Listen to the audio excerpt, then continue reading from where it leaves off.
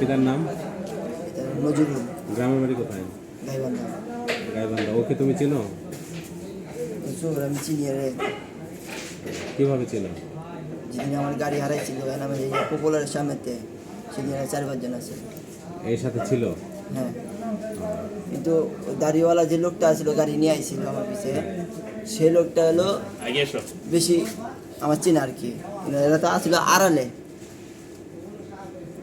ছিল আড়ালে। তাহলে হ্যাঁ, তুমি আড়ালে কিভাবে ছিল। নিশ্চিত হলো যে এর সাথে ছিল? নিশ্চিত হলাম কিভাবে, যখন আমি গাড়ি ছেড়ে থুয়ে যাই, হ্যাঁ। যাওয়ার মনে হয় যে 5 সেকেন্ডও হয় নাই, তখনই মোল্লা তো গাড়ি নিয়ে আইছে।